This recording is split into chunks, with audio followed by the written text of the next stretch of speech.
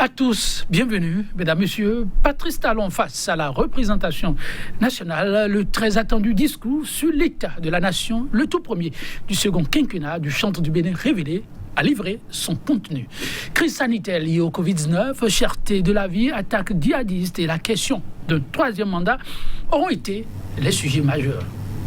Attente comblée pour certains, il en est tout de même qui sont aussi restés sur leur faim. Second mandat de Patrice Talon, un discours rassurant, tel est le thème en débat. Nos invités déjà en notre compagnie, M. Alain Adiou, il est conseiller politique au niveau du parti FCBE. Monsieur Alain Adiou, bonjour à vous. Bonjour Monsieur Joël Etonji, merci de m'avoir invité, je vous salue les téléspectateurs. Et vous répondre à leur façon, c'est nous qui vous remercions pour la disponibilité en face de vous. Monsieur Georges Anagonou, qui n'est plus à présenter, même si ça fait un bon moment par ici, socio-anthropologue, il est analyste. Monsieur Georges Anagonou, bonjour à vous. Bonjour Joël, bonjour doyen et bonjour aux auditeurs de Idéal TV. Ils vous répondent. Ce fut un plaisir, chers tous, d'être en notre compagnie. Oui, quel pourrait être le contenu du premier discours de Patrice Talon depuis sa réélection? La question, elle était sur toutes les lèvres, mais enfin, tous sont situés. Je retourne d'abord vers M. Alain Adiou. Vous avez suivi ce discours à la fin. Quel aura été votre ressentiment? Pour aller très très rapidement, le chef de l'État, selon moi, a trouvé un bouc émissaire en le Covid-19. C'est ça. Quand j'ai fini, le texte culturel, le fond qui m'est venu à l'esprit, c'est peut-être fort. Je l'ai écrit, c'est Nyonunyina Wedu Wodonanoka.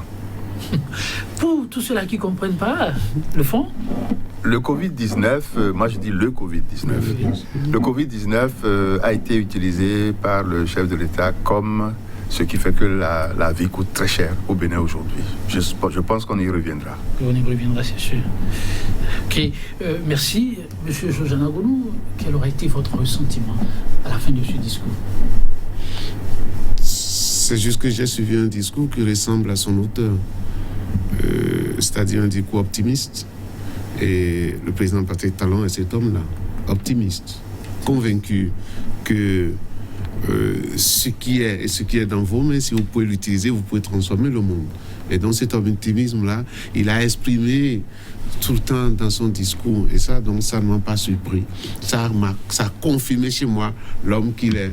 Et je pense que il parle de l'état d'âme de toute la nation, peut-être on reviendra là-dessus, mais la conclusion, c'est que le sentiment que j'ai tout de suite, c'est que le chef de l'État comme à ses habitudes, a fait un discours qui lui ressemble. Il a fait un discours qui lui ressemble dans la forme. Que direz-vous de ce discours? Un discours court. Et il a dit, il nous habitue à ça maintenant. Il a dit, à l'entame, il dit, non, ne vous en faites pas, ça ne va pas dépasser 10 minutes. Et à l'arrivée, vous avez chronométré? Mais je ne pensais pas, ça n'avait pas... enfin, son discours rivalisait avec la conclusion du président de l'Assemblée nationale. Et donc, du coup, je me suis dit que le discours est assez court. Comme on peut le dire, si le président de l'Assemblée peut faire ce temps-là qui est relativement un peu plus court que le temps que le chef de l'État a fait. Globalement, c'est un discours qui ne prend pas assez de temps, qui ne vous ennuie pas. C'est pas que les discours longs ennuient forcément. Il faut faire. Et ça dépend de ce que le discours contient et de la manière de s'exprimer de chacun. Mais le président Talon, depuis le début, il montre que j'ai pas besoin de beaucoup parler. Je vais dire un peu de mots, l'essentiel, et que le reste, on me verra à l'acte. Je pense que c'est ce qu'on a vécu. Un petit détail qui, pour certains, compte pour beaucoup. Le chef de l'État a promis, engagement personnel, fait 10 minutes. Au chronomètre, vous avez constaté que ça a été 10 minutes. Je vous avoue ici que, comme je le connais, c'est que le discours doit être court, je n'ai pas chronométré. Vous n'avez pas chronométré. Oui, monsieur Alain Adiou. Moi, je l'ai fait. La forme. 18 minutes. 18 minutes. 18 minutes. J'ai trouvé qu'il n'avait pas besoin de nous dire à l'entame qu'il ferait 10 minutes. On savait que son discours serait court, d'accord, on est habitué à cela, mais il n'avait pas besoin de le dire.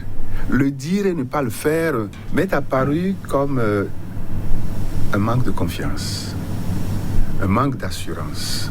Vous savez que je suis enseignant à l'université. Tout à fait. Et quand on demande à un impétrant qui présente son mémoire ou un doctorat, vous avez à présenter les résultats de vos recherches en tel nombre de minutes, vous respectez ça. C'est vrai qu'on peut passer là-dessus, mais certains collègues y tiennent particulièrement. J'ai trouvé qu'il n'avait pas besoin de nous annoncer qu'il allait faire 10 minutes. Il en a fait un peu moins de 2 fois plus. D'accord ? J'ai noté ça au niveau de la forme. J'ai noté également que le fait qu'il se soit laissé prendre, je dirais un peu au jeu, il est sorti de son discours 2 fois. Et toutes les 2 fois, il s'est un peu embrouillé. Il a un peu cafouillé. Et j'ai trouvé que c'est vrai qu'assez rapidement, il est revenu à cela. Il a commencé une phrase, il s'est retrouvé, et il a repris le début de la phrase, ainsi, etc. Bon. Mais ça a montré que l'assurance à laquelle il a essayé d'habituer le peuple, que cette assurance a commencé à perdre du terrain. Et ça m'a confirmé cela quand il a abordé les questions de fond, notamment le deuxième défi, et on y reviendra. Ok. Question de fond, justement, c'est ce qui suit après la forme. Question de fond, je commencerai par la pandémie du moment, Covid-19. Le regard du chef de l'État, la résilience du Bénin, monsieur Jean-Jean Angoulou.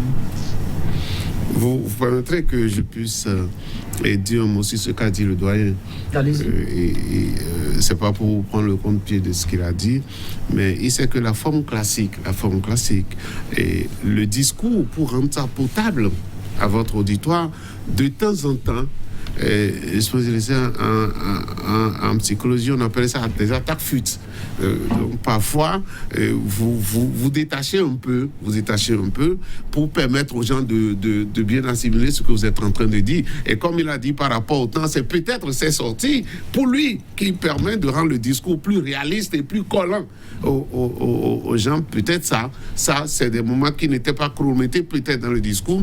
Et moi aussi, je pense aussi que le fait de dire au début, rassurez-vous, ça ne fera pas plus de 10 minutes, c'est aussi pour retenir l'attention, parce que le président de l'Assemblée, dans son intro aussi, ou bien dans la conclusion, a montré que voilà quelqu'un qui ne parle pas beaucoup, qui dit peu de choses. Donc voilà, ça c'est la forme, comme l'a dit le professeur, et je suis d'accord avec lui. Seulement je voudrais juste qu'on retienne que venir présenter un discours et rester strictement à la lettre sur le discours, parfois, ça ne permet pas aux gens de suivre, et ces attaques fuites permettent de dégager, de faire cela, de rendre un peu moins solennelle la situation et de permettre de digérer. Peut-être que c'est ça qui explique ce que vous avez remarqué au niveau du chef de l'État. Mais par contre, l'assurance, je pense qu'on peut lui enlever tout, mais l'assurance, c'est la qualité première de ce président de la République. Enfin, l'homme que je vois, il dit souvent les trucs avec assurance. Maintenant, bouc émissaire, le doyen dit qu'il aura l'occasion de s'expliquer profondément ce qu'il est en train de dire. Mais non, Covid-19 n'est pas vu comme bouc émissaire aujourd'hui. Dans tous les pays du monde entier, vous ne pouvez plus parler de la situation économique sans parler de Covid-19. Dans les pays développés, on a essayé de mettre beaucoup d'argent pour parer aux conséquences de Covid-19. Et beaucoup d'argent, c'est ça qui a fait que les restrictions qui se sont données, lorsqu'ils sont sortis de ces restrictions-là, je suivais une analyse aujourd'hui, on me disait qu'il y a eu un accroissement solennel de création d'emplois. Parce qu'en temps, les gens étaient confinés et ils sont revenus sur le marché du travail, et compte tenu aussi de l'argent que l'État a pu mettre dans l'économie, Covid-19, ce qu'on a remarqué, les matières premières manquent. Pour les produits matériels, le chef de l'État l'a dit que ce n'est pas notre agriculture qui recule, notre agriculture avance. Notre agriculture a de bons résultats. Mais il se fait que les produits manufacturés deviennent de plus en plus chers. Et ça, c'est partout. Si nous n'avons pas de bons baromètres ici, il y a des baromètres dans les pays développés que nous suivons, vous allez voir que les prix ont pris 1,5%, parfois même jusqu'à 4% au supermarché. Et c'est ce qui rentre directement dans le panier de la ménagère. Ça, pourquoi ? Parce que Covid-19 a frappé les gens. Covid-19 a créé des conséquences. On a fait des restrictions. Les gens ne peuvent plus produire les matières premières comme cela se doit. Et ça a commencé par manquer. Quand ça manque comme ça, tout le monde le sait, je pense que le doyen le sait très bien, ça renchérit les prix. C'est pourquoi le chef de l'État a donné des explications pour dire on pouvait penser qu'un instant, parce qu'on a augmenté les impôts, les prix des produits ont augmenté. Mais il a dit non. On n'a rien augmenté. Et pourtant, les prix ont augmenté. Oui, les prix ont augmenté depuis le départ, depuis les pays d'exportation, les prix ont augmenté. Et ça renchérit nos prix ici. Donc, c'est pour ça qu'on ne peut pas parler de l'économie mondiale aujourd'hui sans parler des conséquences de Covid-19. Il n'en est pas possible. Vous ne pouvez rien faire aujourd'hui dans aucun pays sans tenir compte des conséquences de Covid-19. Moi, j'ai suivi et les gens sont en train de dire, avec l'arrivée de Omicron, on risque à la rentrée qu'une récession économique commence parce que les gens ne pourront pas aller travailler, on va les bloquer encore de plus. Que voulez-vous alors lorsque nous sommes dans un pays comme le nôtre? C'est vrai, on peut dire que Covid-19, ça ne frappe pas chez nous comme ça frappe ailleurs, mais ça n'empêche pas les États d'être attentifs. Le nôtre surtout, à plusieurs reprises, on a trouvé que le Bénin gère bien les conséquences de Covid-19. Donc, ils sont obligés de rester vigilants et d'expliquer. Parce qu'un chef de l'État qui vient prendre la parole à ce moment-là de l'année et ne parle pas de la cherté de la vie chez nous aujourd'hui, on dirait qu'il est irresponsable. Non, donc il en a parlé, il dit oui, c'est pour nous tous. Mais ceux qui augmentent, c'est les produits d'exportation, c'est les produits manufacturés qui prennent le prix et nous pouvons augmenter. Nous pouvons expliquer que depuis leur origine, ces produits-là prennent... subissent le prix, le phénomène de l'enrichissement. C'est tout à fait normal et c'est partout aujourd'hui sur le plan mondial qu'un chef d'État, en voulant faire le discours, ne peut pas épargner cette partie-là, je suppose. Le Covid-19 en lien avec la cherté de la vie, c'est absolument. Alors la maladie elle-même, la gestion, comment vous l'appréciez? Comme je vous l'ai dit, même ailleurs, on en a parlé de la manière dont le gouvernement béninois a commencé par gérer Covid-19. Au début. Et je pense que, en ce qui concerne le vaccin, la vaccination, ça n'a pas pris au début. Mais maintenant, tout le monde s'y met. Et on vaccine. On ne peut rien demander de plus rassurant que les gens puissent se vacciner pour se protéger contre la maladie. Donc cette gestion-là, qui consiste à convaincre les gens, comme je l'ai dit, ça traînait au début. Mais aujourd'hui, les Béninois ont commencé par se vacciner parce que le gouvernement s'est tellement fait une communication qui a permis de convaincre les citoyens qu'il est temps, qu'il faut que les gens se vaccinent. Lorsque vous voyez les têtes couronnées se vacciner, ça rassure les populations. Les gens commencent par y aller. Et donc moi, je pense que de ce côté-là aussi, c'est une bonne gestion. Bon, voilà, ceux qui voyagent comme moi, souvent, c'est eux qui se plaignent du prix du test de Covid, mais aujourd'hui, le gouvernement est revenu à la normale, donc c'est 25 000 francs comme partout, sauf si vous voulez faire une particularité ou si vous voulez VIP. Donc, moi, je peux dire qu'en matière de gestion de Covid-19, que le gouvernement fait ce qu'il peut. Alors, M. Aléaou, la question du Covid-19. Nous observons tous que la pandémie du Covid-19 ne se manifeste pas partout de la même façon. En Afrique, la manière dont cette pandémie se manifeste est différente de celle que les Occidentaux vivent. Il y a des pays africains, ce n'est pas la peine d'en nommer, qui ont pris à bras le corps la situation créée par la maladie. Et il y a des chercheurs africains qui sont en train de réfléchir sérieusement sur comment résoudre ce problème. Le virus n'est pas le premier virus. Il y a eu d'autres virus. On avait dit que l'Afrique était pleine de virus. Je ne veux pas en nommer un, mais il y en a eu. La Guinée a été malade, les pays, le Congo, etc., etc. Et les Occidentaux ne s'étaient pas particulièrement préoccupés de nous aider à trouver la remède, sauf lorsque les avions nous ont aidés et qu'il y a eu exportation des virus. N'oubliez pas que nous avons toujours notre gros problème avec le paludisme et que ça ne préoccupe pas particulièrement les Occidentaux et notamment les industries pharmaceutiques.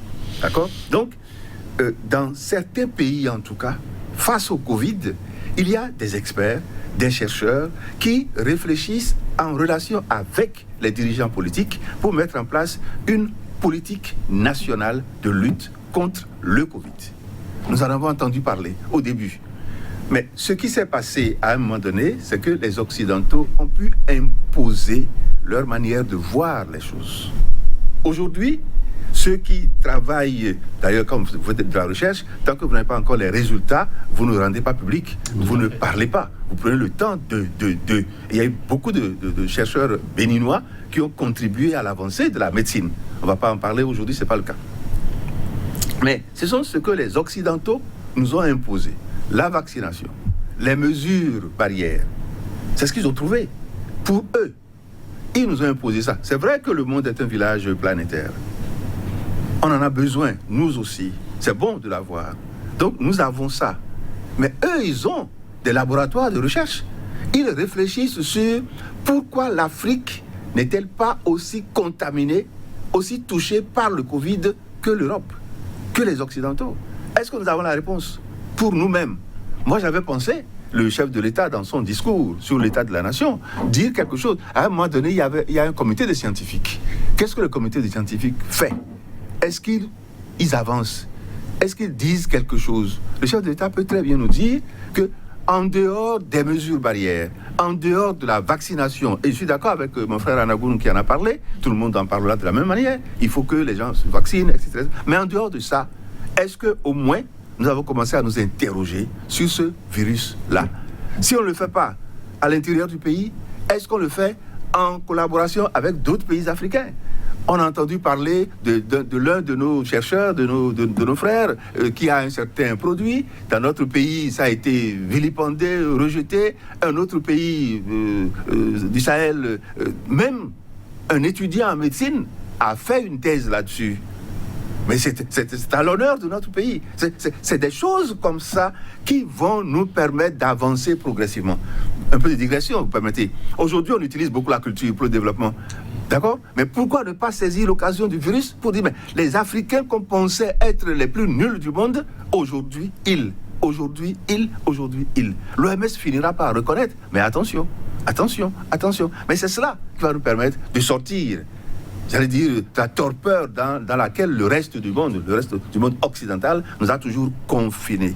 C'est ça qui a manqué dans un premier temps dans la présentation du discours du chef de l'État sur le deuxième défi, le Covid. Le défi a été très bien situé, très bien indiqué, mais je dis, dans son approche, il a oublié cet aspect-là. Je me suis permis de relever cet aspect sous forme de question. Est-ce que rien ne se fait? Et pour l'instant, vous n'avez pas la réponse. J'ai pas de réponse. Par contre, au niveau de la cherté, oui, il a dit des choses et, comme je l'ai déjà annoncé, si vous me donnez l'occasion, je vais le faire. On y va en même temps. M. Anagoun a évoqué quelques aspects. Je suis tout à fait d'accord avec ce que mon frère Georges a dit.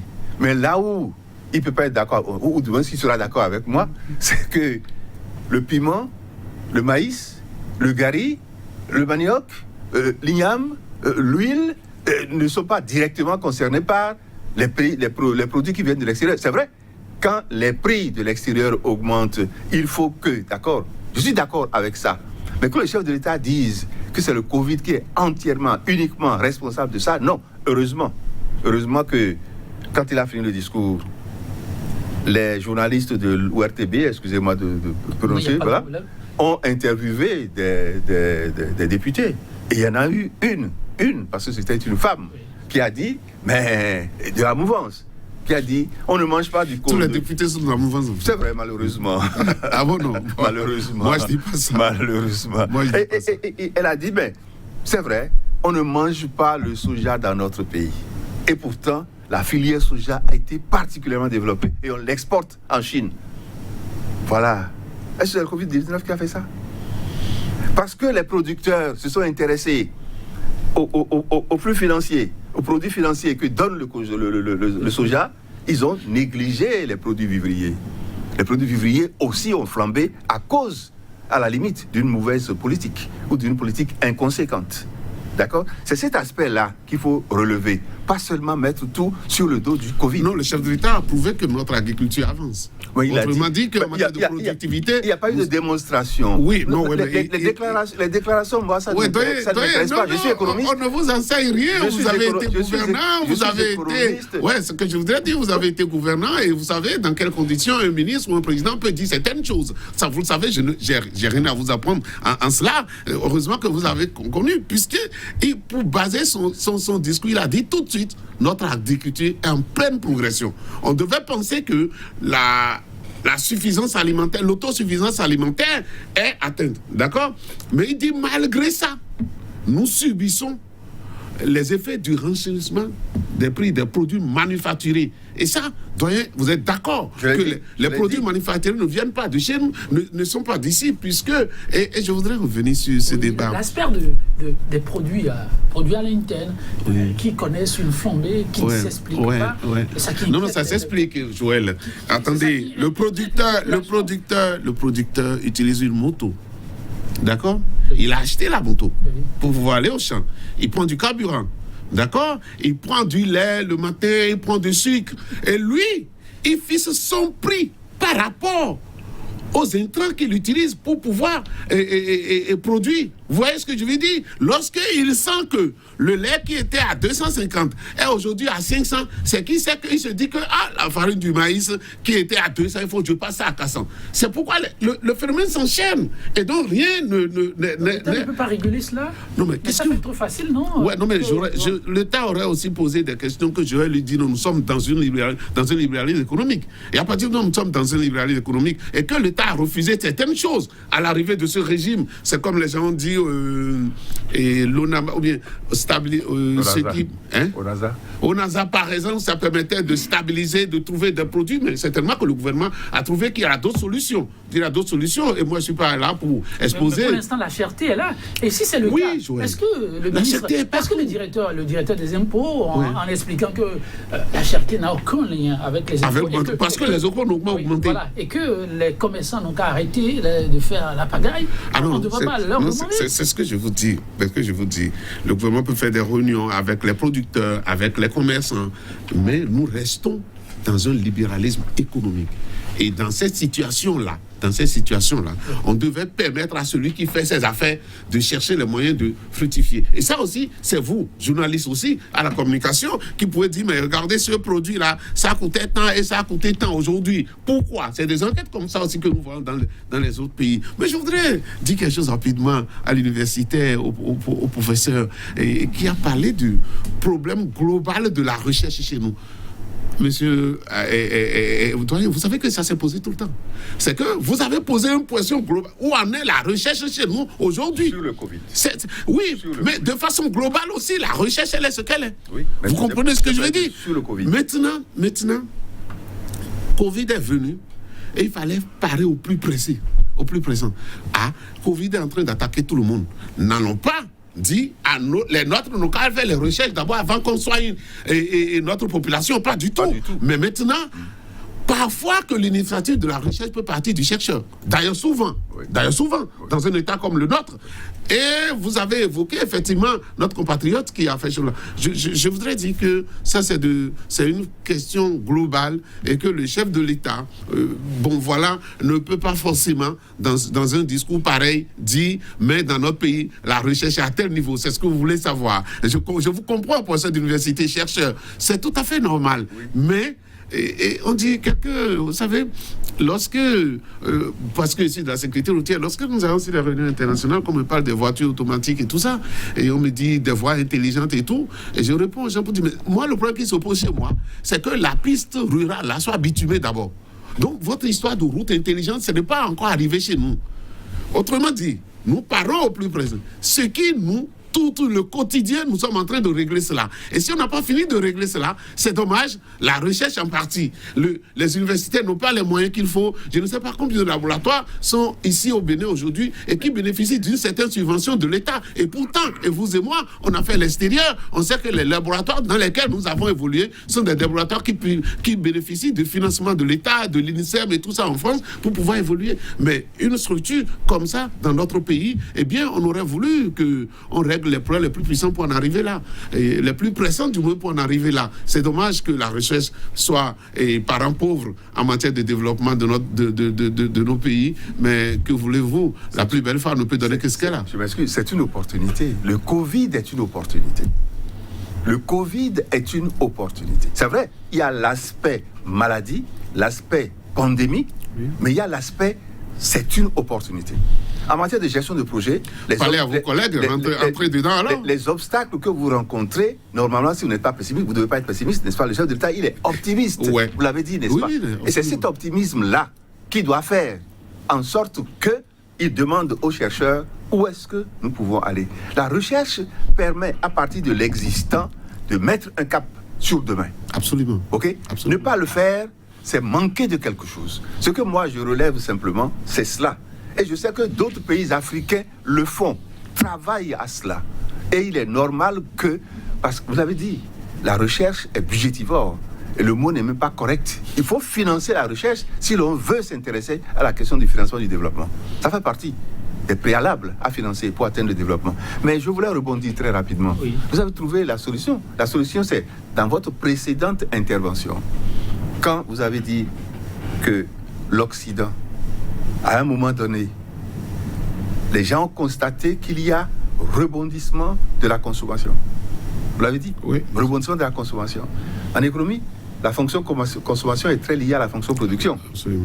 D'accord? Absolument. La cherté de la vie chez eux n'a pas empêché, à un moment donné, le rebondissement, le renchérissement de la consommation. C'est parce que quelque chose a été fait par les politiques.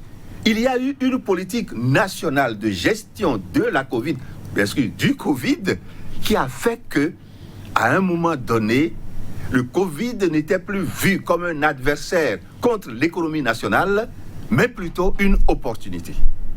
Et ils n'ont pas perdu, ou du moins, après avoir été fortement marqués négativement, ils se sont dit, on va réagir comment? On va s'organiser autrement face à cette imposture-là, qui est là et qui va rester longtemps. Mais il ne va pas nous dominer. Le petit virus-là, il ne va pas nous dominer. Nous allons nous réorganiser. C'est en cela que les économies aux États-Unis, les économies en Europe en général, même en Chine, ça a rebondi. OK? Qu'est-ce que nous faisons ou qu'est-ce que nous ne faisons pas pour que demain, on ne dise pas, non seulement ils n'ont pas eu le Covid comme nous, c'est tant mieux, mais, et d'ailleurs ça se dit aujourd'hui, mais ils ont les conséquences les plus néfastes du Covid, les conséquences au plan économique. Il y a la résilience de notre économie qui a aussi été parfois saluée en temps de Covid-19. La résilience de notre économie, ça a été salué et le gouvernement n'est pas resté c'est-à-dire que ce que vous parlez par rapport aux pays développés, quand on le fait chez nous, c'est peut-être pas trop visible, mais c'est la première fois que j'ai entendu que les assistants se sont fait enregistrer pour que l'État leur apporte un appui. Ça a eu lieu. L'État discute avec les entrepreneurs. On ne peut pas rester les bras croisés par rapport aux conséquences de la pandémie. C'est pas possible. Lorsque, par exemple, l'État demande aux boîtes de nuit de fermer ces manques de productivité chez eux, c'est sûr que l'État a une politique pour pouvoir venir en aide à ceux-là. J'évite souvent d'être là pour exposer les actions du gouvernement parce que je ne suis pas habilité pour. Là, je ne suis pas habilité pour. Mais je sais qu'il y a eu des choses qui sont faites et il y a eu pas un moment que le gouvernement, par rapport à notre possibilité, à investir de l'argent dans l'économie pour permettre à certains acteurs qui devaient distraire de pouvoir subsister, de pouvoir résister. Ce qui a été fait dans les pays développés, c'est à grande échelle. Je ne sais pas où ils ont trouvé l'argent, mais on était capable d'investir des centaines de milliards dans l'économie et nous, on ne peut pas se permettre certaines luttes. Je trouve que le gouvernement a utilisé les moyens dont nous disposons pour pouvoir venir en aide, pour calmer, pour amortir un peu le choc de Covid-19 et ça qui nous permet de résister. C'est ça qui permet à notre balance commerciale ou à notre niveau de développement économique de rester dans les normes, je pense, en ces derniers temps. Cherté de la vie en lien avec Covid-19, pour vraiment rebondir, je veux le promets en fonction de la disponibilité de nos invités, pourquoi pas, on reviendra là-dessus, ça mérite tout un plateau. Là, nous évoluons dans le fond du discours, ce qui nous réunit. Oui, je reste avec vous, M. Anagoumou, la question d'attaque. Des menaces djihadistes, on est à la phase, dit-on, opérationnelle des choses.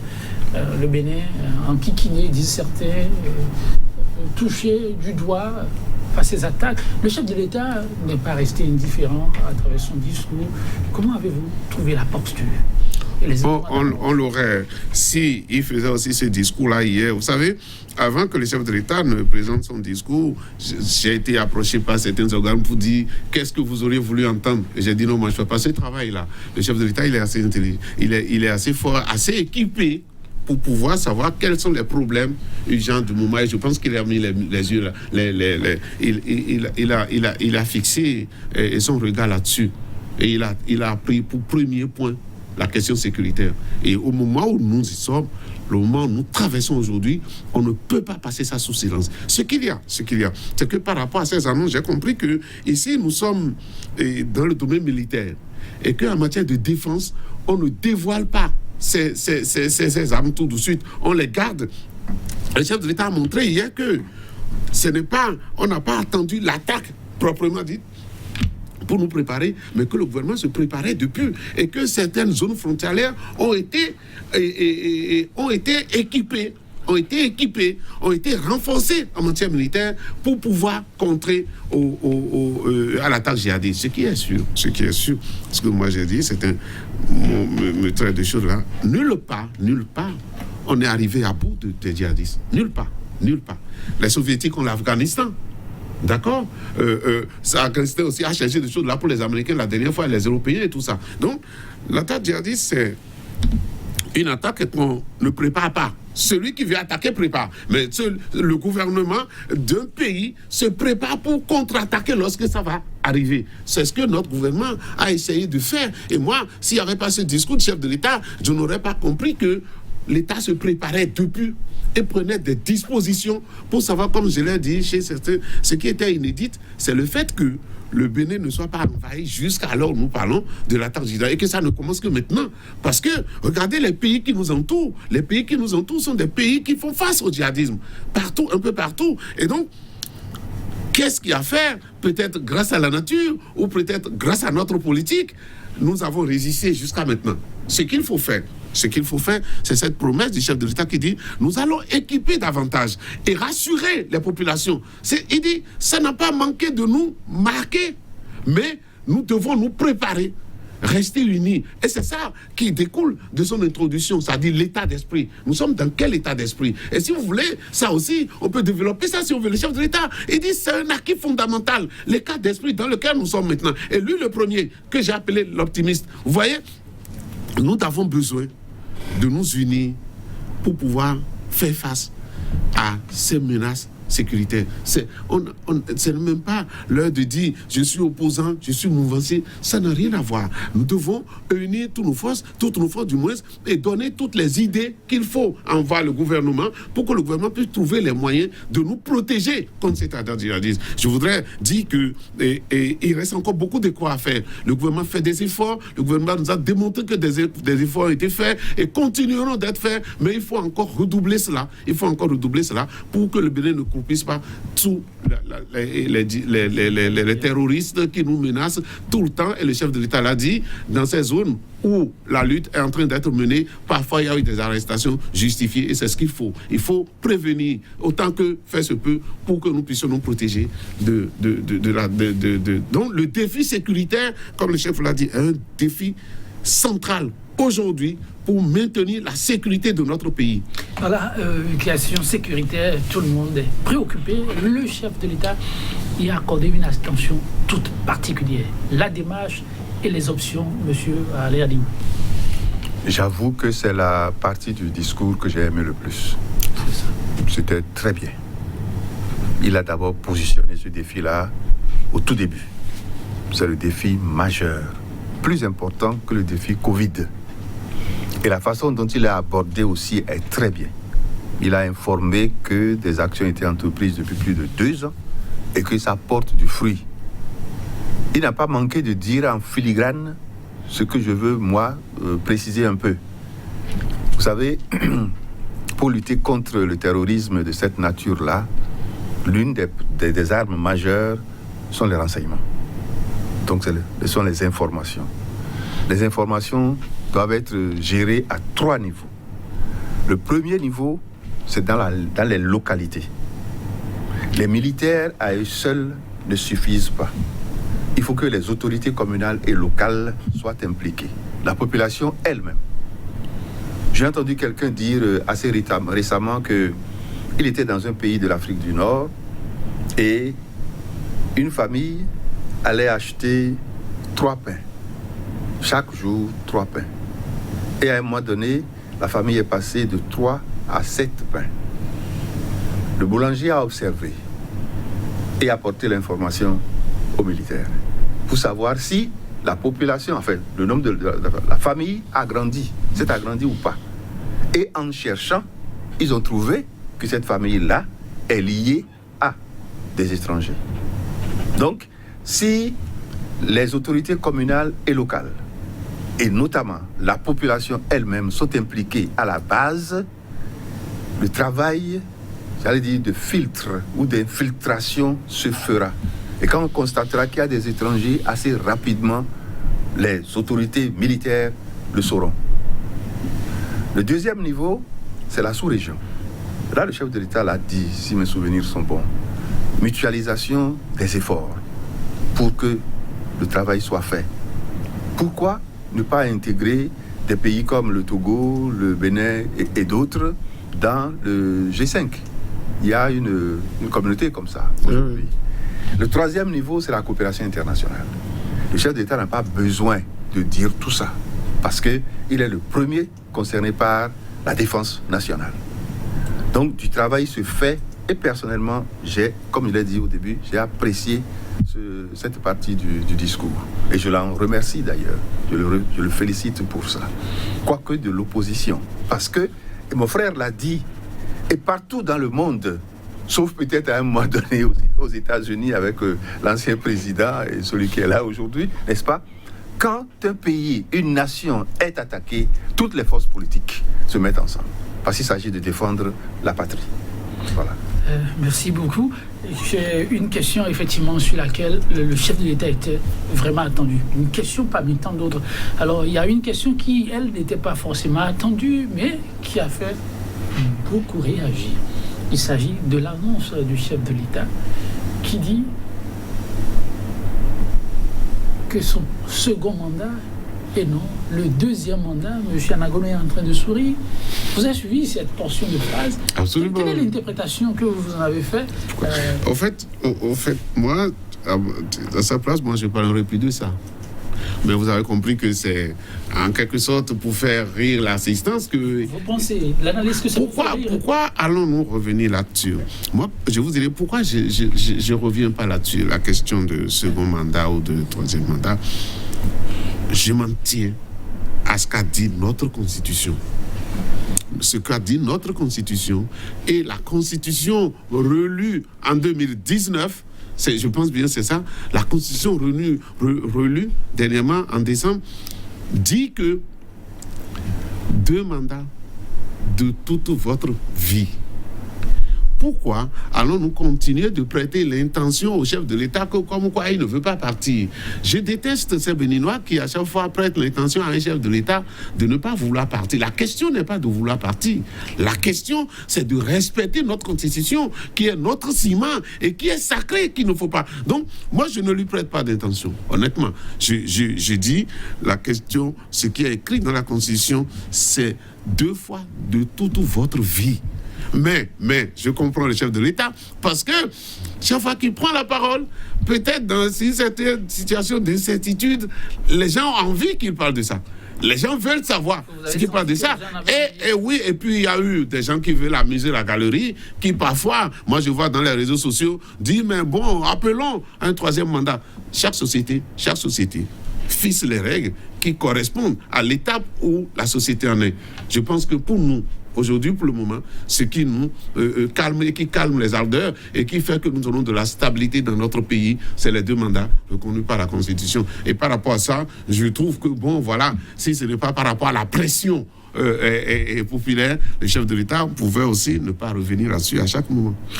Oui, M. Arnandou, vous avez suivi, c'est le tout premier discours sur l'état de la nation de mon second mandat et non le deuxième. Tollé de s'en suivre. Premier aspect positif de cette déclaration, de plus en plus de gens comprennent aujourd'hui qu'il y a une différence sémantique entre second et deuxième. C'était pas évident. On faisait la confusion. Beaucoup m'ont posé la question. J'ai dit, il n'y a pas de second sans premier.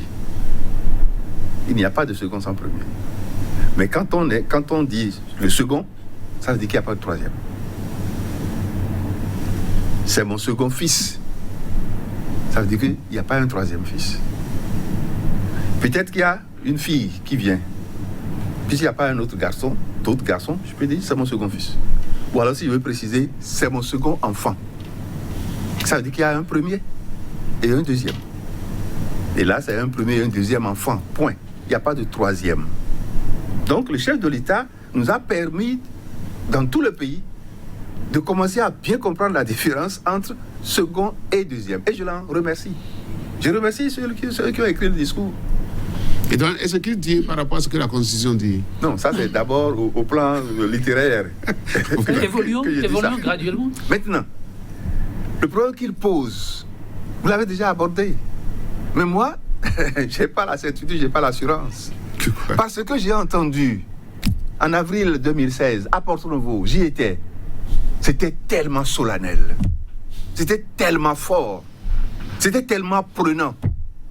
Passionnant. Vous avez vu que vous avez commencé à changer de choses là. Et après, j'ai été blessé. On ne vous suit pas. Vous avez entendu quoi et vous avez été blessé? Avril 2016, août 2016, le 1er août 2016, le jour de l'indépendance nationale, où il répète. Vous voulez que je vous cite la phrase? C'était très fort, trop fort. Excusez-moi.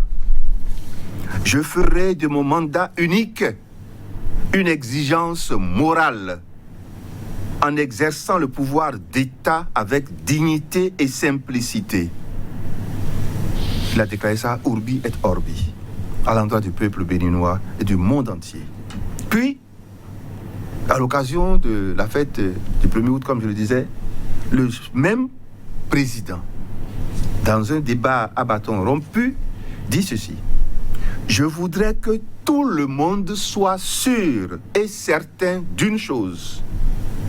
Si par extraordinaire, le mandat unique, cette réforme ne passait pas, dans tous les cas, à titre personnel, je ferai le mandat unique pour montrer à mes concitoyens que j'y crois fermement et qu'en 5 ans, on peut faire le job.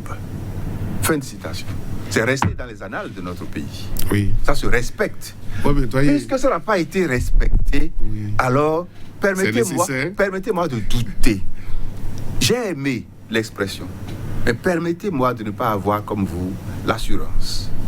J'ai entendu dire dans le pays, sur les marchés, dans l'opinion publique, que quelque chose était possible. Vous savez, nos députés majoritaires, minoritaires, nous ont habitués depuis 2019 à une chose, voter des lois graves la nuit, en toute hâte, en session extraordinaire, du jamais vu dans un régime sérieux. Comment voulez-vous qu'en 2022, j'ai, moi, l'assurance qu'un jour ne viendra pas, qu'on nous votera. On va se lever et on va nous dire, ça y est, la Constitution de 1991, 90-91, révisée en 2019, est à nouveau retouchée. Maintenant, ce qui est important, c'est y mettre enfin le mandat unique. Le chef de l'État, les députés peuvent décider de nous mettre le mandat unique. N'oublions pas qu'une grande partie de ceux qui étaient là, ceux qui sont là, pardon, il y a un peu plus de 4 ans, avaient refusé le mandat unique d'une certaine façon. Mais ils peuvent maintenant tous s'entendre pour qu'il y ait un mandat unique. Mais qu'à l'occasion de l'introduction du mandat unique dans la Constitution, qu'on nous dise le préambule a changé. C'est une nouvelle république. Nous avons déjà vu. Alors vous voyez, quand on a été mordu par le serpent, on a peur du bateau. Ce que le chef de l'État a dit, que j'apprécie, c'est une grande information qu'il a donnée à ses partisans et à ceux qui le soutiennent, mordicus. Mais également à toute la classe politique. Moi, Patrice Talon, je veux partir. Je vais partir. Maintenant, à nous de l'aider à partir. Ça me rappelle quelque chose, permettez-moi. Quand le général Mathieu Kérékou était encore là, il y avait des membres du gouvernement qui ne voulaient pas qu'il parte en 2006. Je faisais partie avec d'autres de ceux qui défendaient son départ. Et à un moment donné, je me suis rapproché de la conférence épiscopale. je me suis rapproché, c'est une révélation que je fais. Je me suis rapproché de la conférence épiscopale. Le cardinal Ganti était encore vivant, non loin de Cotonou, il était déjà à Cotonou. Et régulièrement, ces deux hommes, ces deux personnalités se rencontraient, jusqu'à ce que le président Mathieu Kérékou n'ait pas franchi le cap, pas franchi le pas. Parce que quand vous êtes au pouvoir, vous ne savez plus qui vous dit la vérité. C'est pesant, un pouvoir d'État. Mon souhait, c'est que le chef de l'État actuel ne tombe pas dans le piège. Mais ce n'est pas parce qu'il ne tombera pas dans le piège que automatiquement la porte est ouverte aux forces de l'opposition. Il faut que les forces de l'opposition s'organisent pour faire, je le souhaite, une meilleure offre politique pour que, enfin, la population qui a suffisamment souffert puisse retrouver de nouveaux repères. Merci bien.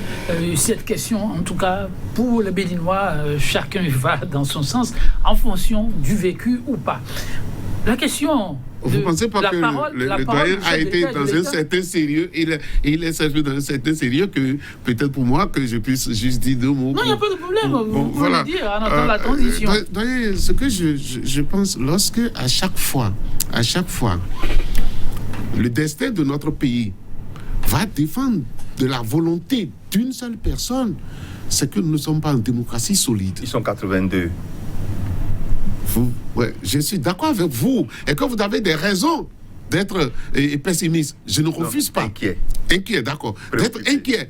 Mais à quoi sert alors le ciment commun? À quoi sert notre constitution? À quoi sert? Et que parfois, je le dis, les gens, lorsque le peuple est fatigué, lorsque le peuple est fâché, même la constitution ne résiste plus. Plus personne ne résiste. Et donc, à chaque fois que nous voulons agir, nous, hommes politiques, nous, apprentis de vous, si vous voulez, nous devons penser à cette réaction du peuple pour dire lorsque le peuple sentira que vous êtes en train de le duper et que le peuple peut se lever. Donc, qu'est-ce que représente le peuple? C'est la Constitution, si vous voulez. Et moi, c'est ça qui fait que je ne pense pas que la situation soit grave. Moi, j'ai soutenu que le chef de l'État puisse demander un second mandat. Pourquoi? J'ai dit quelque part qu'il y a un contrat social entre lui et le peuple. C'est notre Constitution qui va au-dessus du président de la République. Et ce qu'il a dit, et parfois qu'il a dit personnellement, j'ai dit, vous comprenez mieux que moi, que vous apporterez, d'ailleurs vous venez de le dire, à un camp politique.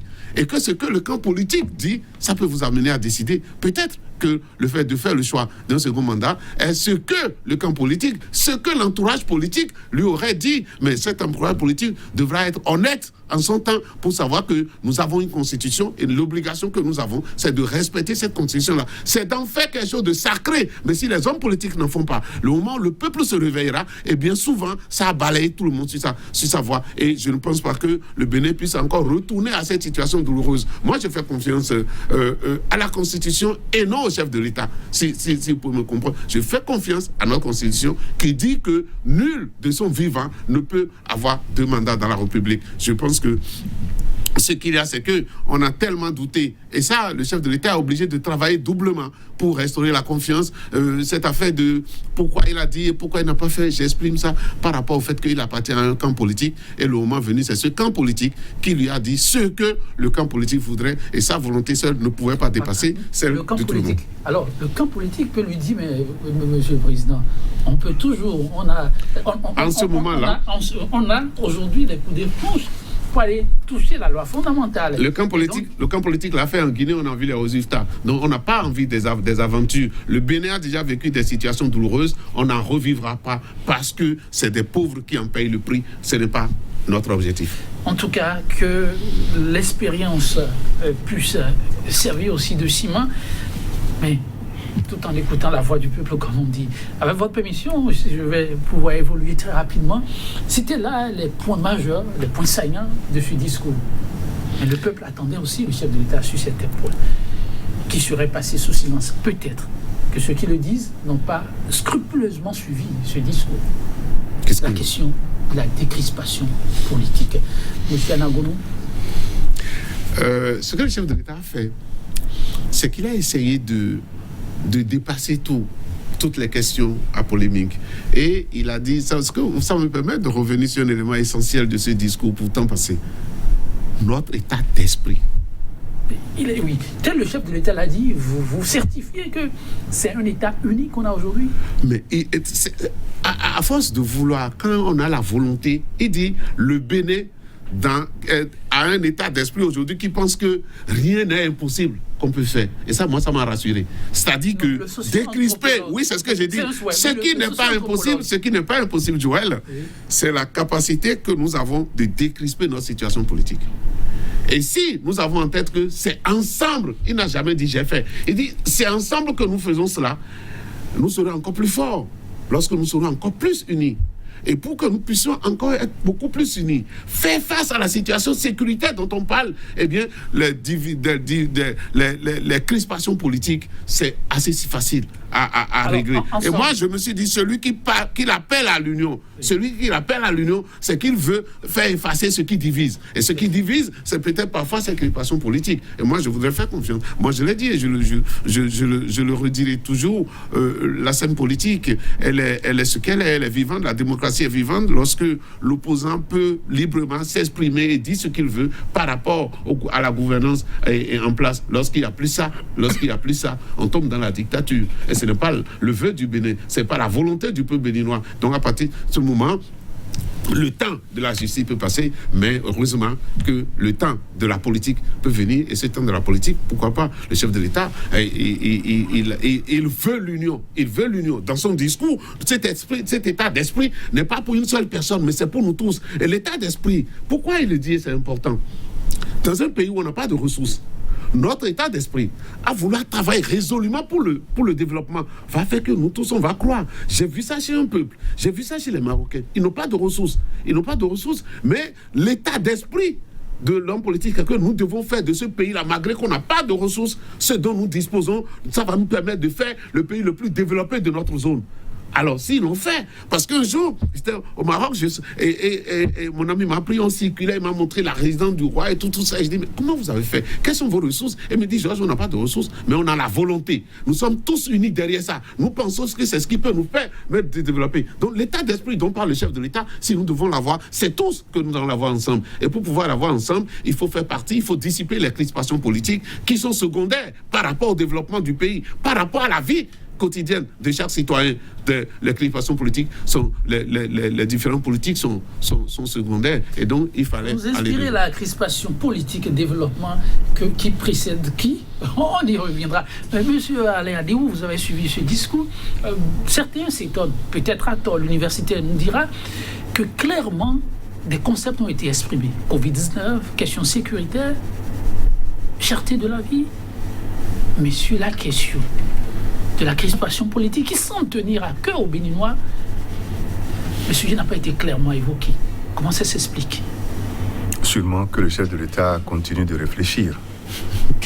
C'est déjà bien qu'il ait pensé, qu'il ait dit à la fin, il a martelé à plusieurs reprises la question de l'unité. La question de l'unité. Mais je vais rebondir sur l'élément qu'a beaucoup développé mon vis-à-vis, l'état d'esprit. Et je vais simplement rappeler que entre celui qui a mangé et celui qui n'a pas mangé, l'état d'esprit n'est pas le même. Entre celui dont les enfants, ou l'enfant, ou la maman, est privé de liberté, 10 ans, 20 ans, l'état d'esprit n'est pas le même. L'état d'esprit que vous avez développé, défendu, oui, il y a l'état d'esprit des gagneurs. Ceux qui sont au pouvoir, eux, ils n'ont pas de problème d'argent. Je le dis de façon très terre à terre, mais ce n'est pas faux. Ils n'ont pas de problème d'argent. Ils gagnent beaucoup de millions le mois. Les autres, c'est leur salaire de 5 ans, de 10 ans. L'état d'esprit ne peut pas être le même. Au Maroc, ce n'était pas le cas. Il y avait comme une mutualisation de la souffrance. Et les gens savaient que, et le roi, et le peuple, les sujets, qu'ils pouvaient se laisser embarquer. Ce n'est pas encore le cas. Ce n'est même pas le cas chez nous. Même le secteur privé est divisé. Il y a le secteur privé protégé et le secteur privé livré. Dans ces conditions, il y a raison d'appeler à l'unité. D'accord? Il faut faire. Maintenant, il faut faire. L'appel ne suffit pas. Les actes sont importants. Moi, je n'invite pas le chef de l'État à dire quelque chose à l'occasion du discours sur la nation, ou bien le 1er août, à la fin de l'année. Non. Une loi d'amnistie, pour ne pas dire les choses clairement, une loi d'amnistie, ou bien quelle est l'autre expression? Une grâce présidentielle. La loi d'amnistie, ça dépend des 82 ou 83 qui sont là-bas, qui savent nous voter des lois de façon nocturne. Voilà. S'ils le veulent, ils vont. Et s'ils votent l'amnistie dans la nuit, ça peut. On va applaudir parce que deux de nos frères et sœurs vont sortir de prison. Beaucoup de frères. Et les autres, en plus, les enfants vont applaudir. Là, on va tous applaudir. Là, ils peuvent voter la nuit. D'accord, ils peuvent voter la nuit. Ils peuvent avoir peur de nous, de notre applaudissement pour voter la nuit. C'est pas pour ça qu'on va les réintégrer. Non. La deuxième chose, l'amnistie, la grâce. Mais la grâce est discrétionnaire. Ce n'est pas parce que le peuple aura demandé qu'il le fera. C'est l'un de ses pouvoirs discrétionnaires. C'est comme le juge. Hein. Le juge, devant son... On n'a qu'à crier. C'est ce que sa conscience lui dit qu'il fait. On n'a qu'à demander, mais s'il ne le fait pas, il va pas finir son mandat à cause de ça. Il va finir le mandat s'il ne le faisait pas. Prions qu'il le fasse. Maintenant, les dés sont jetés. L'un a pris 10 ans, l'autre 20 ans. Ils étaient dans quel couvent pour préparer ça? Je n'en sais rien du tout. Est-ce qu'il y a des appels? Je n'en sais rien. Vous n'en savez rien non plus. Le seul souhait, c'est que ceux qui sont touchés, vous savez, je sais de quoi je parle. Hein? J'ai perdu ma liberté pendant 3 ans. Parce qu'il y a eu collision entre le pouvoir exécutif et le pouvoir judiciaire. Ça fait mal. C'est tout. Merci beaucoup. On va se séparer, mais un petit mot à l'endroit des travailleurs. Eux, à qui on a promis la revalorisation, ils attendaient le chef de quoi? L'État a annoncé que les salaires seront peut-être multipliés par 2, un tiers. Rien de cela. Qu'est-ce que vous avez envie de dire? Non, quelqu'un m'a parlé de marché de dupes et j'ai dit il n'est pas sérieux. Il n'est pas sérieux. L'augmentation des salaires a été annoncée dans le PAG, je pense, dans le PAG. Et le PAG dure 5 ans. Le PAG dure 5 ans et le budget dure 1 an. Le budget du 1 an, et je pense que le budget était d'ailleurs au Parlement avant qu'on ne finalise le PAG et qu'on ne vote le PAG. Moi, en tant que travailleur, je pense que nous avons fait suffisamment de sacrifices et qu'il ne faudra plus attendre 5 ans avant de nous augmenter le salaire. Donc, le vœu que je peux lancer en direction des travailleurs, de tous les Béninois d'ailleurs, c'est que 2022 ne soit plus 2022 ne soit plus année où on va serrer les ceintures. J'ai vu quelqu'un écrire quelque part, ou bien il faut tripler la ceinture. Je pense que non. 2002, on devra serrer les ceintures. Et les Béninois ne veulent pas vivre ceux qui ont vécu 5 ans en arrière, et puis vous dites 2002 encore. Non, 2022. Okay. Et j'ai dit 2022, et la vie sera meilleure. Merci, par rapport aux Béninois, c'est mon vœu qu'il y ait une vie meilleure et qu'en tant que travailleur, je souhaite vivement que les sacrifices consentis jusqu'ici, là, on peut trouver... Monsieur Alain Aliou, votre conclusion? Que le chef de l'État n'attende pas la disparition du Covid-19 pour résoudre les problèmes de précarité, de misère, de pauvreté dans notre pays. La question de revalorisation du SMIC, c'est pas du politique seulement. Ça a besoin d'études. Il y a le secteur public, il y a le secteur privé. Normalement, ça doit pouvoir se faire dans des conditions techniques. Je pense qu'ils sont en train de travailler à cela. Merci à vous pour la disponibilité, chers invités, M. Alain Aliou. M. Jean Agonou, ce fut un plaisir. Merci à vous aussi pour la complicité, la disponibilité permanente. À très bientôt pour notre plateau, toujours avec le même entrain, la même disponibilité. Au revoir.